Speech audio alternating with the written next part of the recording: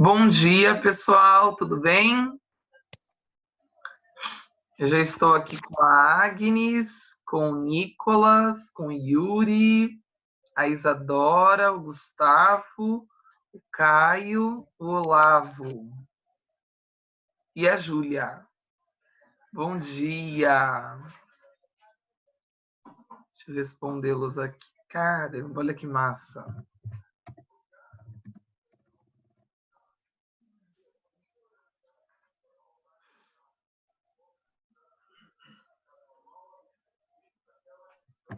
E vamos de mais um dia de trabalho.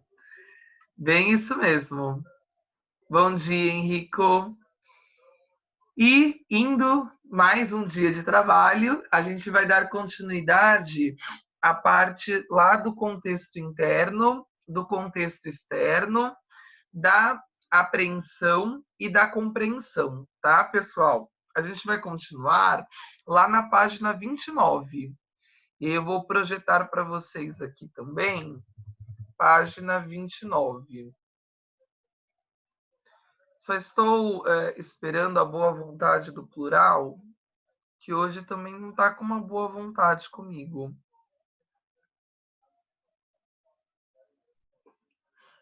Mas vai dar certo.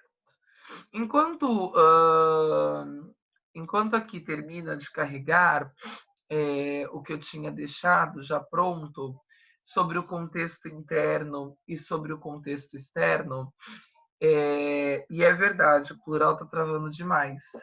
Ontem eu usei para fazer alguns procedimentos e demorei pra caramba. Enfim, a gente tinha feito lá na aula anterior o exercício 1 e o exercício 2. E aí a gente viu algumas técnicas para poder executar o exercício 1 e o exercício 2, certo? Agora a gente vai dar essa continuidade. A gente já viu a importância de, na hora de olharmos para um texto, lermos um texto, nós percebermos cada uma das palavras dentro desse texto e unir com um repertório que a gente tem. Lembrando que esse repertório a gente chama de conhecimento de mundo. Está também tendo um delay na minha fala, não tá? Sim, não. Mais ou menos.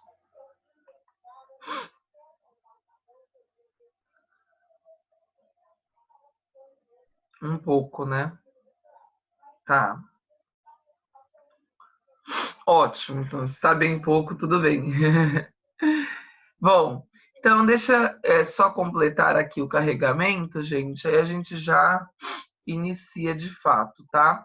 Enquanto isso, enquanto vai completando aqui, quem está lá na página 29, vamos acompanhando comigo um texto que a gente vai ter, que é da Marisa Lajolo. E aí, do lado da Marisa Lajolo aí, quem está com a apostila no exercício 3, é um texto bem interessante. Coloca embaixo da Marisa Lajolo, lá nas referências bibliográficas, que ela é uma crítica literária. Ou seja, ela trabalha com essa parte de produção de crítica literária, tá? Ah, professor, o que é um crítico literário? É alguém que faz apreciações ou depreciações de obras literárias.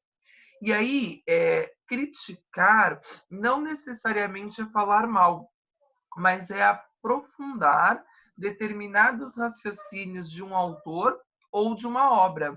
E a Marisa Lajolo, ela faz isso com uma maestria muito grande.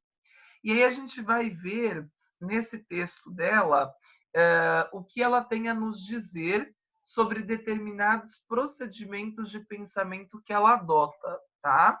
Ela diz o seguinte, ó: há tempos, o título se chama Censura Moralista. É bem interessante já o título, porque esse título ele traz uma figura de linguagem que daqui a pouco a gente vai estudar mais para frente, tá? É um título paradoxal. Enfim, então vamos lá. Há tempos que a leitura está em pauta. e disse em crise. Comenta-se esta crise, por exemplo, apontando a precariedade das práticas de leitura, lamentando a falta de familiaridade dos jovens com livros, reclamando da falta de bibliotecas em tantos municípios, do preço dos livros em livrarias, num nunca acabar de problemas e de carências. Mas, de um tempo para cá, pesquisas acadêmicas vêm dizendo que talvez não seja exatamente assim, que brasileiros leem, sim, só que leem livros que as pesquisas tradicionais não levam em conta. E também de um tempo para cá, políticas educacionais têm tomado a peito investir em livros e em leitura. Então, olha só que interessante. A Marisa Lajolo,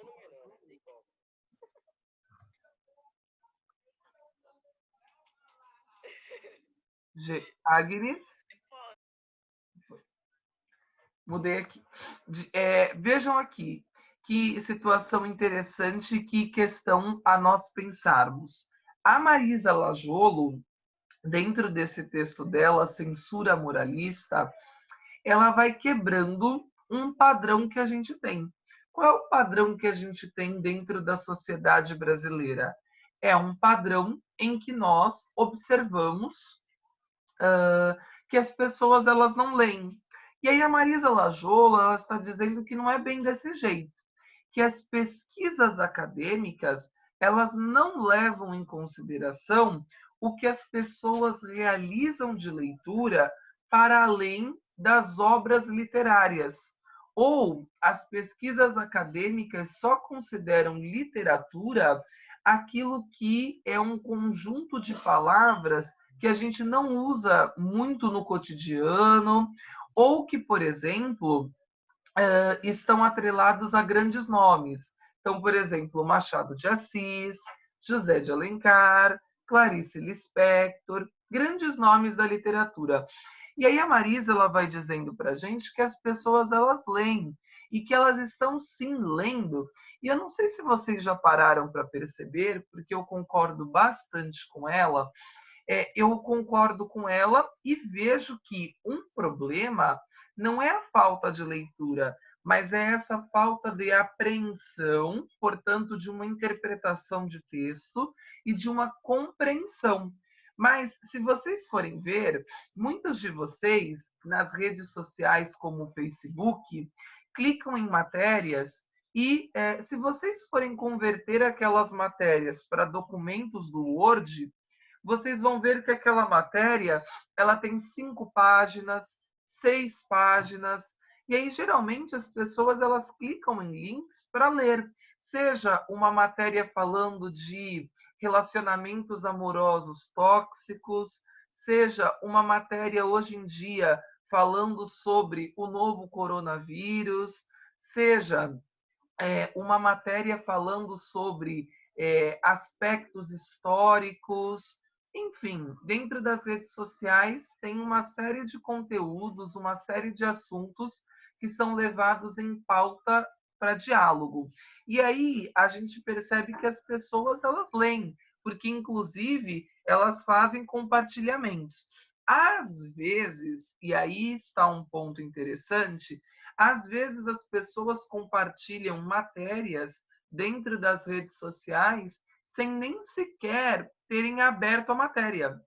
Então, recentemente, eu me dei conta na rede social de um amigo falando sobre a questão de uma fraude em enterros, ou seja, que estavam sendo fraudados números relacionados à morte do novo coronavírus e que dentro dos caixões tinha terra, tinha qualquer outro tipo de material. Bom, eu li o título que caminhava para isso, para essa interpretação, e aí eu fui abrir a matéria. A matéria era de junho de 2017. Obviamente que eu não perdi a oportunidade de comentar. E aí eu comentei, falei, olha, você chegou a ler a matéria? E aí eu só fiz essa pergunta. E aí a resposta foi: sim, eu li.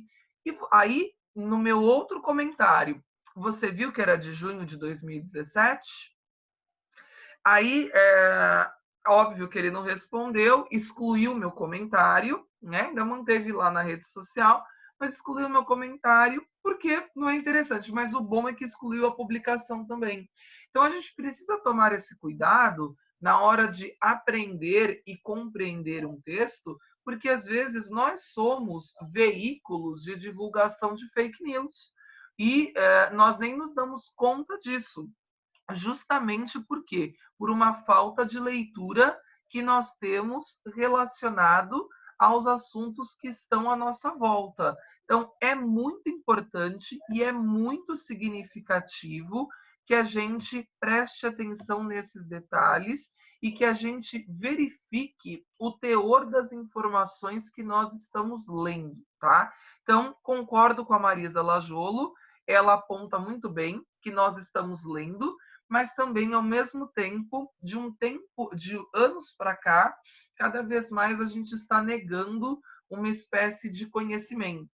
E aí, portanto, é nosso papel, ainda mais trabalhando com comunicação e estudando comunicação, ver todas essas influências, tá? Indo ainda aqui na apostila, porque ainda está carregando, a gente vai ter o seguinte: os falantes, nos textos que produzem, sejam orais ou escritos, posicionam-se frente a assuntos que geram consenso ou despertam polêmica. Então, geralmente nos textos, a gente se posiciona, seja favoravelmente ou contrariamente, tá? Então, ou a gente se posiciona a favor ou a gente se posiciona contra. Perceba que a Marisa Lajolo ela está apresentando aqui um posicionamento. Dentro da minha fala, eu também apresentei um posicionamento. E aí, diante disso, é o que o Enem está perguntando. No texto, a autora, então vamos lá, letra A, ressalta a importância de os professores incentivarem os jovens às práticas de leitura. Neste texto, a Marisa Lajolo está falando sobre a importância dos professores, gente? Sim ou não? Ela fala em algum momento dos professores neste texto? Não, em nenhum momento a Marisa Lajolo fala de professores neste texto. Letra B. Critica pesquisas tradicionais que atribuem a falta de leitura à precariedade de bibliotecas. Bom, a Marisa Lajolo está criticando pesquisas tradicionais? Ela está fazendo uma crítica a pesquisas tradicionais. Mas essas pesquisas tradicionais, elas atribuem a falta de leitura à precariedade de bibliotecas, gente? Sim ou não?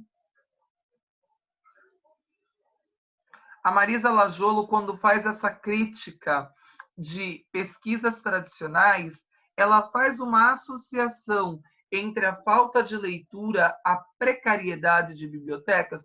O que é uma precariedade de bibliotecas? A falta de recursos que as bibliotecas têm. Ela está fazendo essa associação, sim ou não?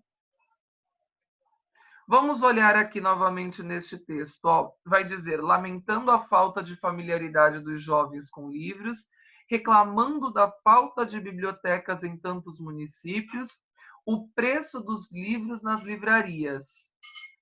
Tá, vamos guardar então, que algumas pessoas já estão aqui dizendo para mim que acham que sim. Então, vamos deixar aqui.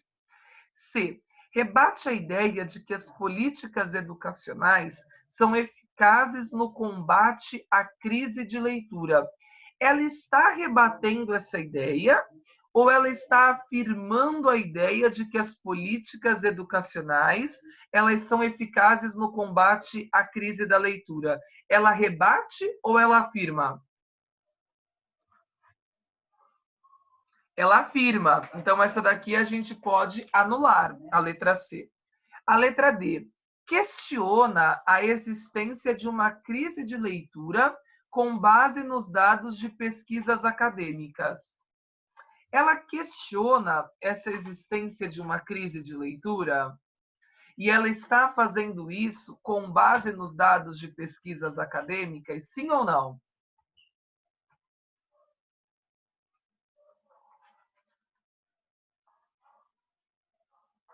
Não? Tudo bem. Vamos guardar então. E aí?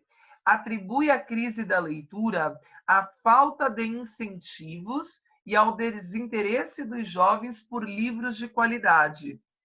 Ela faz algum julgamento sobre o que é um livro de qualidade ou não?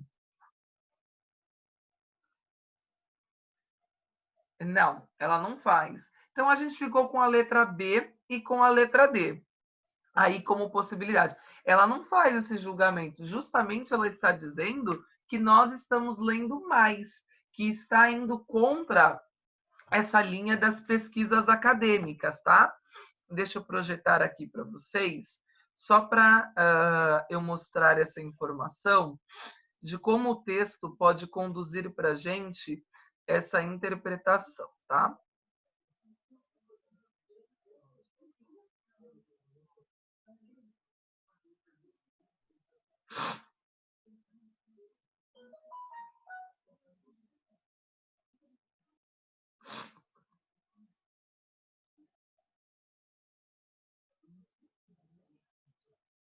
Só um momentinho, gente.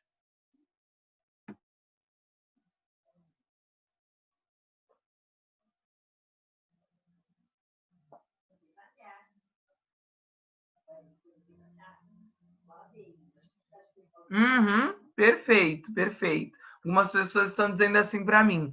Não, tanto que ela mostra outros tipos de leitura na vida dos brasileiros. Exatamente isso.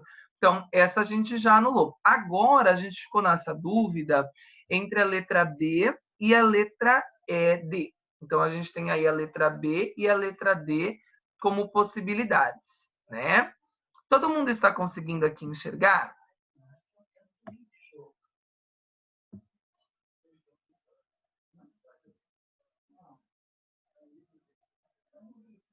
Perfeito, perfeito. Então, vamos lá, ó. Então vamos ver aqui, ó, gente. Indo aqui para esse processo, vejam aqui quando a gente tem essa questão da censura moralista. Ela diz assim, ó, o que as pessoas comentam sobre uma crise de leitura? Elas dizem que existe uma precariedade em práticas de leitura, ou seja, que as pessoas não conseguem associar contexto interno e contexto externo. Depois ela diz da falta de familiaridade dos jovens com os livros, ela diz isso a partir das pesquisas acadêmicas tradicionais. Diz também sobre a falta de biblioteca em tantos municípios e diz também do preço dos livros nas livrarias. Mas nunca acabar de problemas e de carências. Ou seja, ela diz para a gente que as pessoas elas nunca param de apontar problemas e carências. Só que, olha só, depois que ela faz tudo isso, mas, ou seja, ela usa aí uma conjunção adversativa, algo que a gente aprendeu lá no nono ano, ou seja, uma oração coordenada adversativa. Veja o que ela vai dizer. De um tempo para cá, pesquisas acadêmicas vêm dizendo que talvez não seja exatamente assim. Então, de um lado eu tenho as pesquisas acadêmicas tradicionais e do outro lado eu tenho as pesquisas acadêmicas. Aí a gente volta lá para a letra B. Critica pesquisas tradicionais que atribuem a falta de leitura à precariedade de bibliotecas. Veja, ela faz sim uma crítica das pesquisas tradicionais, mas as pesquisas tradicionais, em momento algum, nisso que eu levantei agora, associam a falta de leitura à precariedade de bibliotecas. Eles dizem da precariedade de algumas práticas de leitura e também se fala da falta de biblioteca em alguns municípios, mas não se une uma coisa a outra. Portanto, o que ela vai fazer é exatamente isso: questionar a existência de uma crise de leitura, até por conta desse mas circula e grifa esse mas para lembrar que é uma quebra de expectativa do que ela estava apontando, com base nos dados de pesquisas acadêmicas. Por quê? Porque ela vai usar pesquisas acadêmicas, justamente como a gente viu aqui, ó, mas de um tempo para cá, pesquisas acadêmicas, tá? Então, ó, ela vai usar pesquisas acadêmicas para questionar essa crise de leitura. Portanto, a melhor alternativa é a letra D. Percebam que uma leitura atenta, em que eu vou grifando cada parte e vendo cada elemento, me conduz para a melhor alternativa dentro desse processo, tá? Vamos à número 4. A número 4 também é do Enem. Vou dizer para vocês, viu, gente? 45% das questões do Enem, na parte de linguagens, são mera interpretação e compreensão. E aí, como é que eu interpreto e compreendo, professor? Vendo especificamente e lendo com atenção o texto que traz para mim, tá? Então, vamos ver aí. Ótimo. Algumas pessoas já estão dizendo para mim que a alternativa colocaram e está certa, tá? Vamos ver a 4. Blog é concebido como um espaço onde o blogueiro é livre para expressar e discutir o que quiser na atividade da sua escrita, com a escolha de imagens e sons que compõem o todo do texto veiculado pela internet por meio dos posts. Ou seja, inicialmente ele dá a definição do que é um blog. Assim, essa ferramenta deixa de ter como única função a exposição de vida e ou rotina de alguém, como em um diário pessoal, função para a qual serviu inicialmente e que o popularizou. Por que o blog ele deixou de ser esse diário pessoal, gente? Porque a partir disso, redes sociais surgiram, como o Facebook e o Instagram. E o Facebook e o Instagram de algumas pessoas, para não dizer muitas pessoas, é um grande diário pessoal, no sentido de tudo que fazem postam dentro das redes sociais. Na época que a gente saía, se a gente vai em um restaurante, a pessoa vai lá, pega o celular e pá, tira uma foto e posta. Ou até dentro dessa quarentena, né? A pessoa ela posta fotos acordando, né? E aí dizem mais um dia em casa, mais um dia da sala para o banheiro, do banheiro para a cozinha e da cozinha para o quarto novamente. Por aí vai. As redes sociais se tornaram grandes diários pessoais. Que aí, por isso mesmo, o blog deixou de assumir essa função e esse papel, tá? Depois a gente vai ter o seguinte. Função para a qual serviu inicialmente e que o popularizou, permitindo também que seja um espaço para a discussão de ideias, trocas e divulgação de informações. A produção dos blogs requer uma relação de troca, que acaba unindo pessoas em torno de um ponto de interesse em comum. Sim, é verdade. Os blogs, quando a gente procura blogs, a gente procura a partir de interesses em comum, tá? Então a gente procura a partir de afinidades de pensamento. A força dos blogs está em possibilitar que qualquer pessoa, sem nenhum conhecimento técnico, publique suas ideias e opiniões na web e que milhões de outras pessoas publiquem comentários sobre o que foi escrito, criando um grande debate aberto a todos. Isso, ao mesmo tempo que é benéfico, é maléfico. Por quê? Qualquer pessoa sem conhecimento técnico nenhum pode publicar em blogs ou em qualquer rede social. Só que qual é a questão em relação a isso? Às vezes eu posso apresentar uma informação incorreta, uma informação inadequada. Agora, dependendo de quem fez a publicação e da abertura que tem para isso, vai aceitar uma crítica ou uma negação àquilo que foi publicado. E aí se pergunta, de acordo com o texto, o blog ultrapassou sua função inicial e vem se destacando como estratégia para estimular relações de amizade. Ó, de acordo com o texto, o blog ultrapassou sua função inicial. Bom, então a gente tem que escolher a alternativa que mostre esse ultrapassar da função inicial que o blog tem. Então, estratégia para estimular relações de amizade. Isso, desde o início que o blog foi criado, já tem isso. Então, não ultrapassa. A letra B. Espaço para exposição de opiniões e circulação de ideias. Sem dúvida, foi uma das funções que o blog ultrapassou. Letra C. Gênero discursivo substituto dos tradicionais diários pessoais. Até porque o blog antes ele era um diário pessoal. Então, na verdade, a letra C ela é a alternativa absurda. Por quê? Quem marca essa é que não entendeu o que desde o início do texto é colocado. Desde o início do texto diz sobre isso.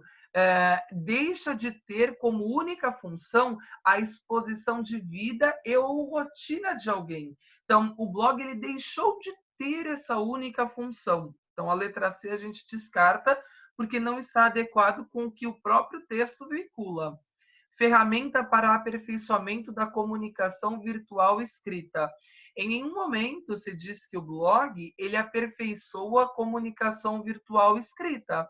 Se diz que ele é uma estratégia de comunicação virtual escrita. Mas dizer que ele aperfeiçoa é um extrapolamento do texto, porque o texto não me diz isso. E a última, recurso para incentivar a ajuda mútua e a divulgação da rotina diária. Bom, veja, essa divulgação da rotina diária, assim como lá na letra C, é a função inicial de um blog. Ele não está ultrapassando isso. O que ultrapassa, de fato, é esse espaço para exposição de opiniões e circulação de ideias. Portanto, a melhor alternativa aqui é a letra B, tá? Bom, então marcamos aqui a letra B e na letra E coloca aí uma observação. Essa ajuda mútua também ultrapassou, tá? Então o blog, depois das redes sociais, ele também é usado como estratégia, como um mecanismo de ajuda mútua. O que faz com que a E seja equivocada é essa divulgação da rotina diária, que é uma das funções do blog desde o início, tá bom? Número 5. Número 5, a gente tem o seguinte. Na propaganda a seguir, não foi usada nenhuma palavra difícil. Ótimo. Então, a gente vai trabalhar com outro gênero textual, a propaganda. Na número 4, a gente trabalhou com o gênero textual blog. Aqui a gente vai trabalhar com o gênero textual propaganda. No entanto, há um dado cultural que, se não for conhecido, impede a compreensão da mensagem. Ou seja, a gente precisa ter um dado cultural aqui para que eu consiga compreender a mensagem. Então, vamos lá. Eu tenho aqui a cerveja, certo? Está dizendo 20º anuário do Clube de Criação São Paulo, Clube de Criação de São Paulo, 1994. São Cristóvão recomenda.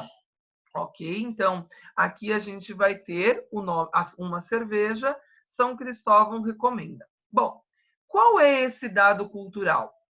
Quando a gente olha para essa propaganda, com tudo que eu li para vocês, então eu tenho aqui a imagem da cerveja, eu tenho aqui a referência e eu tenho escrito São Cristóvão recomenda.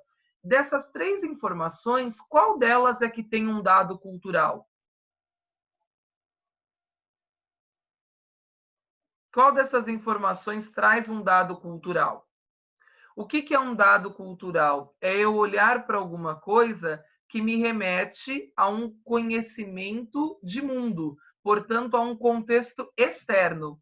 Qual dessas informações aqui me remete a eu ter um conhecimento de mundo?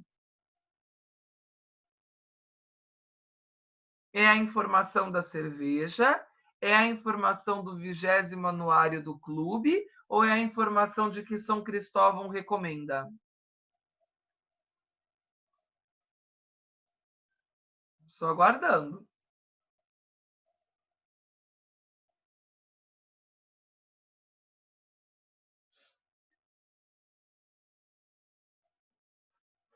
Perfeito, Júlia, ótimo. Uhum, é isso mesmo. É, não é essa, Gustavo. Por quê? Ó, vamos pensar.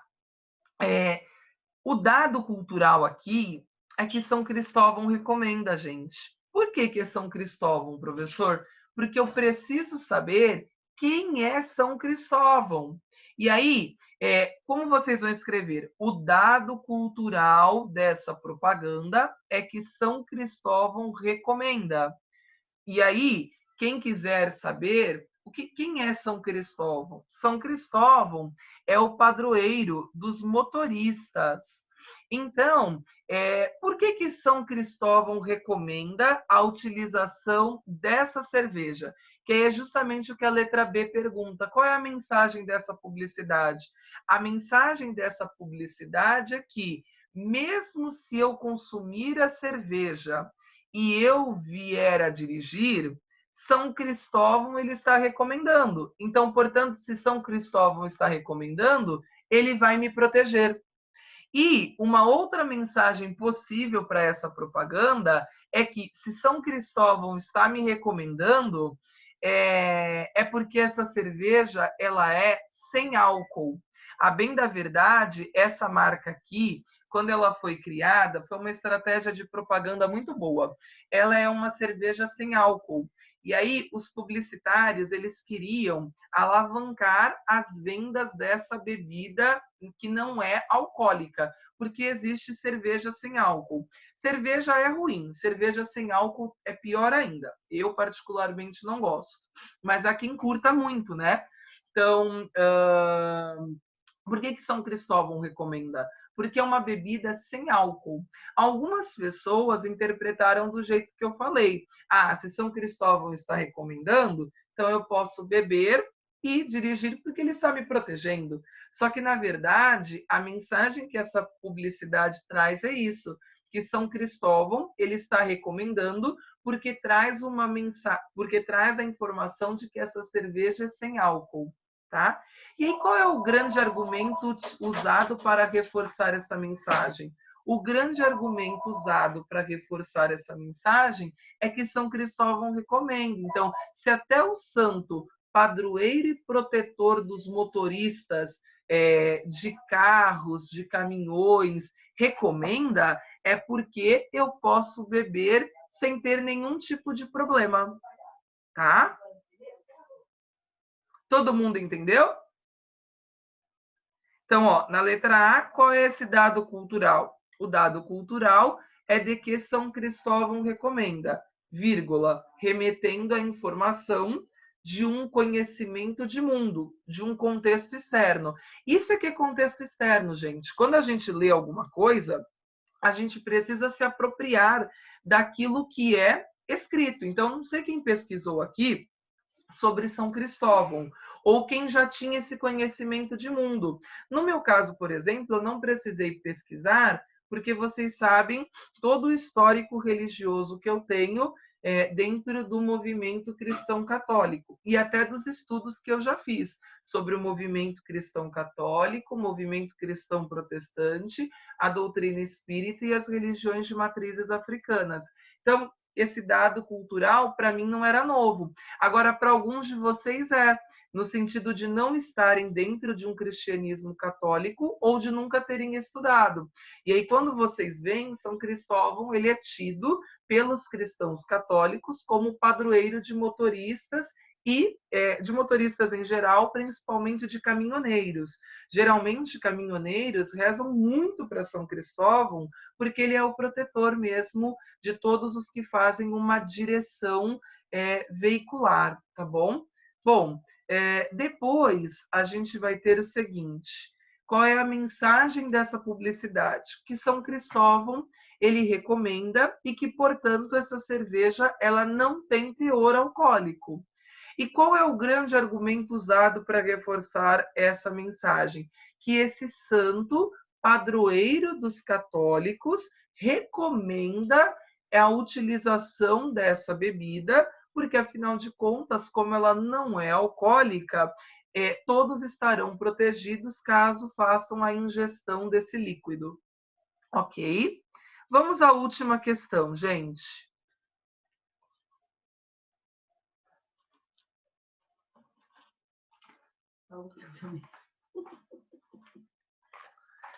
A gente tem o seguinte. Ai, gente. Minha mãe é ótima. Ai, olha. A minha mãe é uma tendência. Bom, vamos lá. Ó, a gente,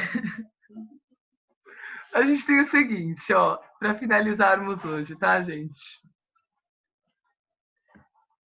A gente tem uma questão aqui, tá? O documento ele foi retirado de uma exposição online de manuscritos. Então a gente tem um manuscrito aqui, tá, gente? Ó, Grupo Escolar de Palmeiras, terceiro ano. E aí a gente vai ter nesse manuscrito uma descrição. A nossa bandeira, tá, tá, tá. E aí vem escrito. O documento foi retirado de uma exposição online de manuscritos do estado de São Paulo, do início do século XX, tá? Então, ó, do início do século XX, a partir de 1901. Quanto à relevância social para o leitor da atualidade, o texto. Então, vamos ver. Letra A.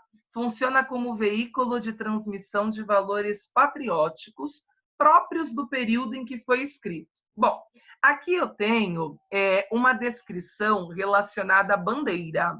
Então, eu tenho um valor patriótico? Tem um valor patriótico. É um veículo de transmissão? É um veículo de transmissão porque o manuscrito era a principal forma de comunicação do início do século XX. Então, é um dado importante para a gente. E é próprio do período em que foi escrito. Ótimo. A letra B. Cumpre uma função institucional de ensinar regras de comportamento em eventos cívicos. Se ele está falando da bandeira, ele não está falando de um comportamento cívico, tá? Então, dentro desse texto, quando a gente lê, a gente não tem nenhum comportamento cívico.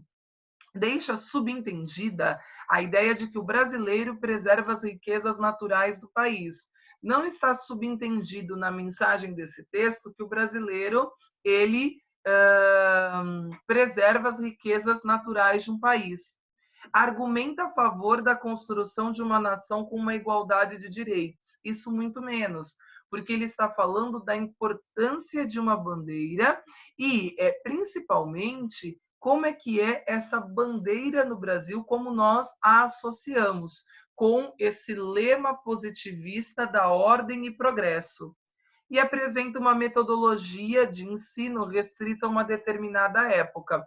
Isso a gente consegue interpretar nos dias de hoje. Não está restrito a uma determinada época. O que está restrito a uma determinada época é justamente a escrita desse manuscrito. Portanto, a melhor alternativa aqui é a letra A. Funciona como esse veículo de transmissão em que se coloca à tona os valores patrióticos, porque inclusive vem de um grupo escolar e nesse início do século XX, vamos lembrar que o Brasil ele tinha acabado de proclamar a sua república, tinha saído de uma república da espada e entrado dentro de novas organizações sociopolíticas. Por isso mesmo é que traz essa questão dos valores patrióticos. Eu encerro hoje o encontro com o Nicolas, o Yuri, a Isadora, o Gustavo, o Olavo, a Júlia, o Caio, o Pedro, o Luiz, o Bruno, a Rayane, o João, a Júlia e o Diego. Muitas saudades de vocês, grande beijo, pessoal. Obrigada aí pela conexão de pensamento hoje. Vão estudando para a próxima aula isso, tá? Contexto interno, contexto externo e vão aperfeiçoando técnicas de interpretação e compreensão, porque na aula que vem a gente volta a falar um pouquinho mais. Beijos!